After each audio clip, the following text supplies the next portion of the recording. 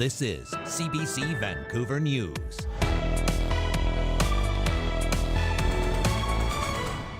It's been a traumatic week for First Nation in BC's North Shuswap region. Plan through Cookbee is to rebuild all the homes, band members' homes that have been lost. After a wildfire tore through the area, destroying 1/3 of its structures and homes. And support and donations are pouring in for a group of firefighters who lost their homes to a wildfire while they remained on the front lines. It was just to try and give them a little bit of an injection of cash flow to be able to make it through for a while. How the community is helping the unsung heroes. Plus, a new COVID-19 variant is on the rise around the world. It does look like cases are going to go up, and we're getting into the fall when schools are going to start and people are going to go back to work. Why some health officials are concerned with school right around the corner.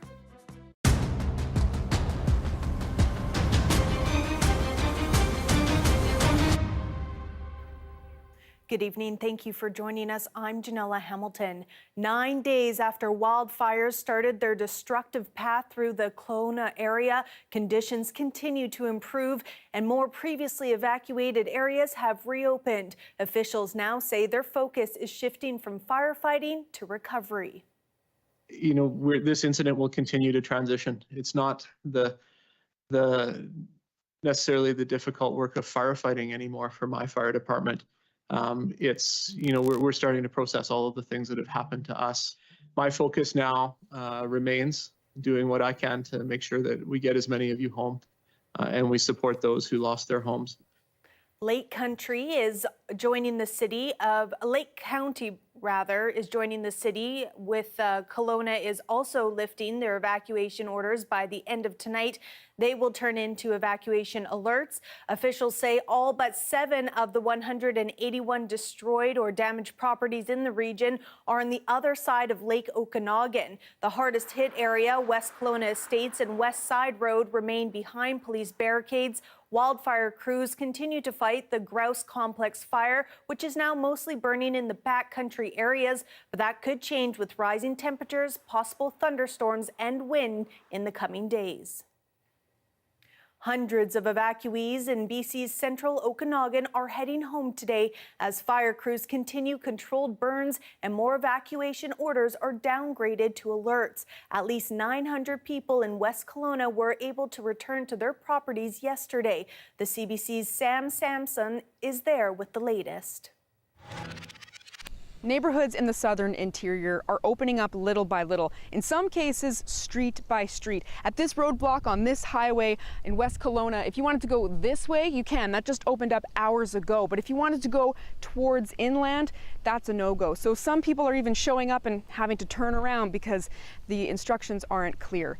Now, thousands of people are still under an evacuation order in the Kelowna region, and we were able to speak with some people who are still out of their homes, or maybe they've returned. And as some people do return, which thousands are, we're hearing more stories of what forced them out in the first place. My neighbor texted me and said, fire behind you, get out. And then I turned around and looked out at our front window, and 50 meters in front of us, up in the trees, was fire. And it was absolute panic. So I was in a bathing suit and my daughter was barefoot, and it was like 2 or 3 minutes of chaos, grabbing things, grabbing our animals. In this area, almost 200 structures have been completely damaged or destroyed. Just east of Kamloops in the Shuswap, we're looking at about 131 structures damaged or destroyed, and those numbers could go up as crews get deeper into neighborhoods and assess the situations. Now in the Shuswap, that's where the Bush Creek East fire continues to burn out of control. It's one of the many fires the provincial fire crews are keeping an eye on as this hot, dry weekend continues. Sam Sampson, CBC News, West Kelowna. A First Nation in BC's North Shuswap region is dealing with devastating damage in the aftermath of the Bush Creek East wildfire. Officials say 1/3 of the structures in the Squilax Tay Schwetnik Ulu were destroyed by the blaze. 85 structures were lost and 13 were partially damaged. Right now, the plan through Cookbee is to rebuild all the homes, band members' homes that have been lost. In a meantime, as it stands right now, we don't really have no idea when the band members would be able to return to their homes. The ones that survived, the ones that haven't, a committee is being struck this week in order to get some plans going to rebuild those homes. Reed says the First Nations lodge and golf course are still intact, but the building that contained a gas station, band offices, and 4 rental units burned down. The BC Wildfire Service says both the Rossmore Lake wildfire and Bush Creek East fire have not grown significantly overnight, but an evacuation alert for the community of Englemont is being recommended as a precautionary measure based on the forecasted weather. And in BC's northwest, an evacuation order has been issued for the Stikine region. The fire is threatening Indigenous communities and recreationalists in the area. The evacuation order is linked to the Little Blue River fire, which has grown to more than 36,000 hectares. That's about the size of Vancouver, Richmond, and Burnaby combined. Support and donations are pouring in for 13 firefighters who lost their own homes to West Kelowna's McDougall Creek wildfire while they remained on the front lines. Now, as Yasmin Renea reports, the Okanagan community is rallying behind the unsung heroes as they deal with the impact of the fires on a more personal level. As the McDougall Creek wildfire wreaked havoc in the central Okanagan, firefighters with the Wilson's Landing Fire Department protected people's homes while their own houses burned down. Our community has suffered an incredible blow. 13 of our members have lost homes. Yet from the very first spark, you've shown up and fought this fire. This was the fire chief's home before the inferno. Now, this is all that remains. The Wilson's Landing Fire Department is a small team, only 24 members. More than half lost their homes. Now the community is rallying behind them. An online fundraiser raising more than $36,000 in just over 24 hours. The hope is just to try and give them a little bit of an injection of cash flow to be able to make it through for a while. Meanwhile, many people are donating food to the Salvation Army to help feed the firefighters. Our team had the privilege of delivering food out to the Wilson's Landing Fire Hall daily. I would say, well, how are you doing? And they'd say, well, you know, you just keep going. Firefighters' families are also playing a major role. To our partners at home, thank you for the tireless organization of everything that isn't on this side of the roadblock. Managing the charity efforts, feeding the kids, and finding a place for us to live. Your support and effort makes our work here possible. The 13 firefighters' homes are among roughly 180 destroyed or damaged properties in communities around Lake Okanagan amid the worst wildfire season in BC's history. While the firefight continues, officials are now looking towards rebuilding. The work of rebuilding our community has begun with numerous BC Hydro, TELUS, and Terrason crews replacing poles and reinstalling critical infrastructure. A long, difficult road ahead with the community by their side. Yasmin Renea, CBC News, Vancouver. A thick blanket of smoke is prompting yet another air quality advisory for Metro Vancouver. The regional district says fine particulate matter is primarily due to smoke from wildfires burning in BC and Washington. The smoke is expected to stick around until at least there's a change in the weather. The advisory is in effect for Metro Vancouver as well as Central and Eastern Fraser Valley.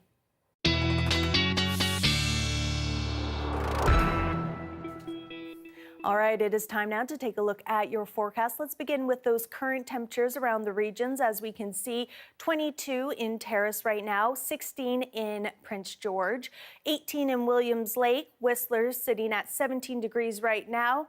And here in Vancouver, it's about 19 degrees rather. And moving on to tomorrow's forecast, again, a big reminder, smoke is a big factor for tomorrow. We're already seeing that a little bit tonight. Dease Lake, 28 degrees. Fort St. John, 31 degrees. A little further down, Williams Lake, 28 degrees. Victoria is sitting at 24 degrees for tomorrow. Whistler, 29, and Tofino is 19. This harrowing wildfire season has left winemakers in the Okanagan growing increasingly worried. While they say smoke taint isn't expected to be an issue for this vintage, they are seeing the profound effects of climate change on their farms. Wine is not just alcohol. Wine speaks of a piece of land. There's so much variety, there's so much interest from tourism and from the world of wine in what we do here, because it is such a diverse environment to grow grapes and to make wine. We can make all sorts of different things up and down the valley. Although you look out behind me and there's a full vineyard out there, it's a little bit of an Easter egg hunt for grapes at the moment, because we all suffered pretty catastrophic winter damage. We have been seeing the effects of climate change, whether it's a freeze event, whether it's an atmospheric river, or whether it's a heat dome, or now what we're seeing today, fires, is really indicative of climate change and how it's impacting our wineries and grape growers. The smoke sitting in the vineyard certainly isn't a positive. You know, we've been dealing with this for a while now. There's lots of research going on at different universities around the world. The AWRI, Australian Wine Research Institute, has done a lot of work on smoke and smoke mitigation, when it's caused, how it's caused, and then how to deal with it. And it looks like this year, you know, we might need to use some of those techniques. The smoke is impacting the industry probably more directly in keeping tourists away. We've had smoke for a number of years, and people just are starting to expect it, and they're planning, or probably not planning, to come to the Okanagan because of it. We really encourage people to come back in the fall. We're looking at a really nice fall from what the long-term forecast says. So once the smoke is cleared, then it's going to be a beautiful September, October, we believe, and a wonderful place to come back and visit us. As a wine industry are going to need that support. Buying local is more important than ever as a tourism destination once you're able. Vancouver police are looking for a man who stole $10,000 worth of precious artifacts. The thefts occurred at the Rubble Rock and Gem in South Vancouver and included real dinosaur bones and teeth, fossils, Indigenous arrowheads, and ammonite. Investigators believe the suspect took the items for his personal collection rather than resale. The suspect is being described as 5'7", medium build, with short, dirty blonde hair. Anyone who recognizes this man is asked to call police.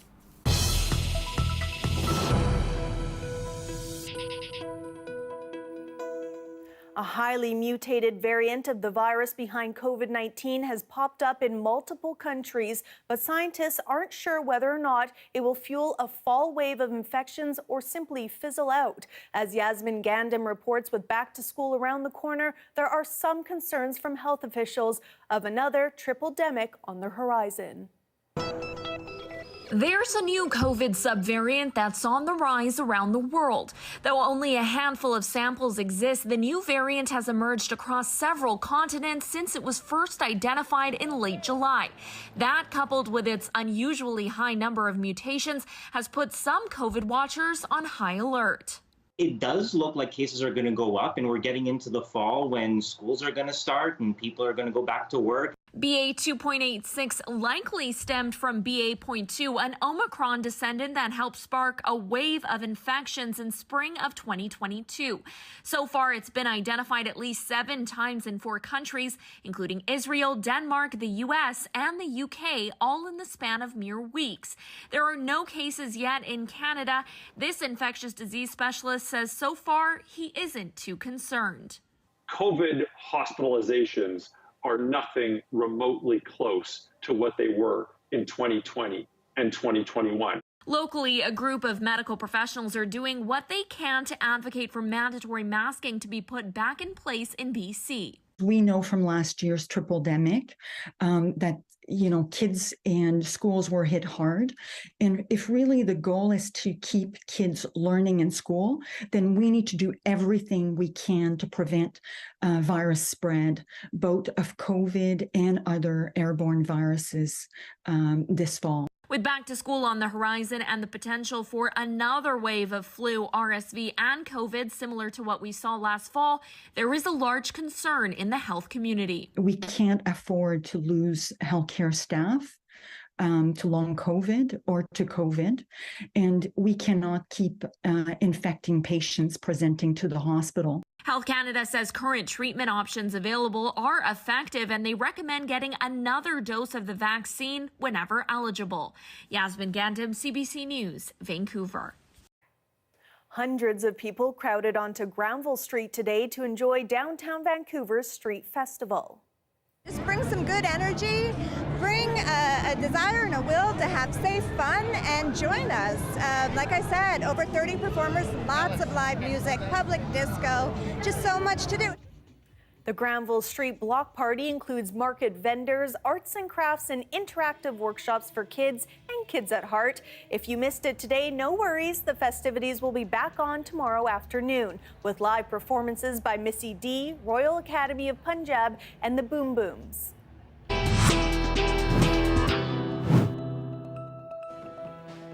Coming up, the host of Price is Right and lifelong animal rights activist Bob Barker has died just shy of his 100th birthday. We remember his illustrious and sometimes funny career.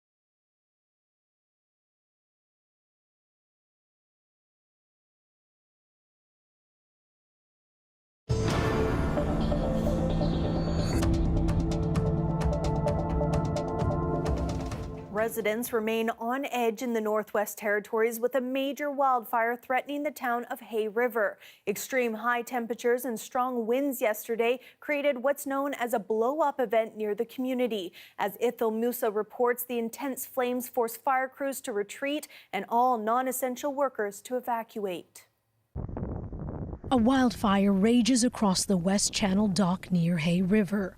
Authorities say it's inching closer and closer to the community. We know that the fire traveled a huge distance and is very close to the town. A second evacuation order was issued Friday. Many residents, including Mayor Candace Jamieson and her dogs, boarded military flights out. But despite government orders, some Hay River residents are deciding to stay. My message would be really be aware of what's going on. Stay tuned in to, and if at all possible, please leave the community. I can't stress that enough. On Friday, high gusting winds and hot temperatures sent the wildfire raging northward, overwhelming fire crews. It was an extraordinary event yesterday, and this situation would have been much worse if they weren't able to, keep fighting that fire in strategic areas. Firefighters are also battling fires near Fort Smith.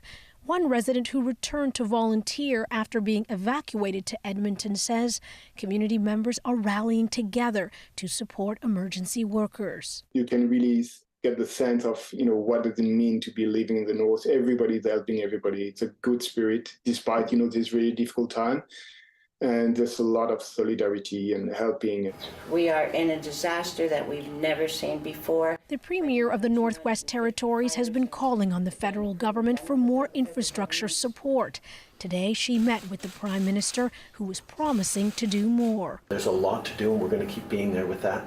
And we're also going to be there for the long term as we look at how we build more resilient infrastructure, how we support people living in the North. In Hay River, officials are urging essential workers to head to the airport to await further instructions. Ithil Musa, CBC News, Toronto. Legendary daytime television host Bob Barker has died. Barker emceed 2 long-running game shows, Truth or Consequences, and even more well-known, The Price is Right. Barker's career spanned from 1956 to 2007. He handed out more than $300 million in prizes and collected 19 Daytime Emmy Awards. He was also a determined animal rights activist, criticizing practices at zoos, rodeos, and circuses. Bob Barker was 99 years old. Here we have a live shot of BC Place, and if you've been out and about lately, you may have noticed more mosquito bites. Coming up, we'll tell you why.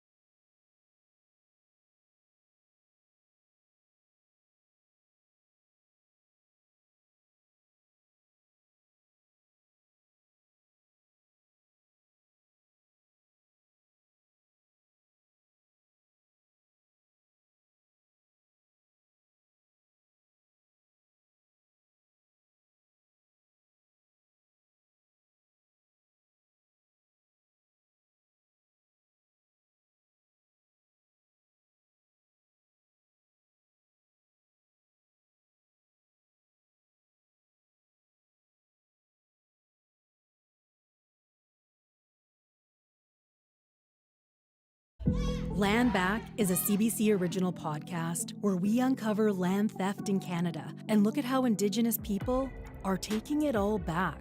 Land Back is out now on CBC Listen or wherever you get your podcasts. Hi, I'm Amy Bell, and here's what's in your CBC Vancouver inbox. Support sustainable agriculture and celebrate local food with Margaret Gallagher at Feast of Fields. Enjoy the Gourmet Harvest Festival at the Stable Harvest Farms on September 10th. Tickets at farmfolkcityfolk.ca. And never miss a special programming series, event, or contest. Subscribe to CBC Vancouver's e-newsletter at cbc.ca/Vancouver inbox and keep connected with us.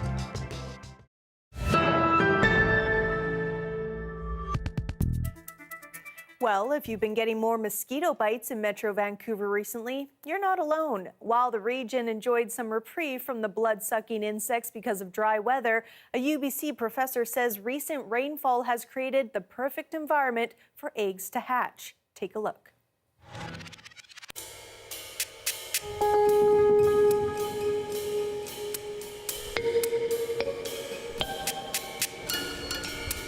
What are your experiences with mosquitoes in Vancouver? I've been bitten a few times around my legs over the past few days. Yeah, they're itchy. Here it's like you just go outside, especially in the evening, and then they are all over you. Do mosquitoes bother you a lot in general? Yeah, in general, yeah, they do. And I have a baby, so it's a little bit like want to make sure that she doesn't get any mosquito bites. They lie in wait as eggs, and the reason that they do that is because they have to complete development for about a week or 10 days in that aquatic form, and so they don't want to hatch in a puddle as it's drying out. They want to wait until the rains come, and then that's going to fill up that body of water to the point that's going to allow them to complete their development. I don't know. I didn't get any bites. For me, that's the best place if you're like, for example, like him allergic to mosquitoes. It's just perfect. I think I'm allergic to mosquito bites because every time they bite me, it like grows in size like this big. But I did notice that there were very, very few mosquitoes for the early part of the summer, and then all of a sudden we've had this big wave. And so I would say in a typical summer where the rain is more spread out, you would have seen adult activity be at kind of similar levels over the course of the summer. So I haven't met some mosquito. Maybe I live in downtown. This is the reason. Maybe I have some special blood. They don't like my blood. I went hiking to the Girls Mountain, and that was the thing that motivated me to go up, because every time I stopped trying to make a pause, I got a mosquito bite. I'm generally scared of mosquitoes. Not my very best friend. Do you have a salve? Do you have something to put on there? Citronella, I guess, for a little bit. For the kids, I use the buzz patch a lot. A buzz patch? What's that? It's like a sticker, which is I think with citronella for kids, and you just put like a sticker on them. It's cute. They like it and keeps them away. At least that's what I believe. If it really works, I don't know. That is your late news for this Saturday. Thank you so much for watching. For news at any hour or to keep up to date with the weather or smoke situation, you can always head to our website, cbc.ca/BC. Have a great night.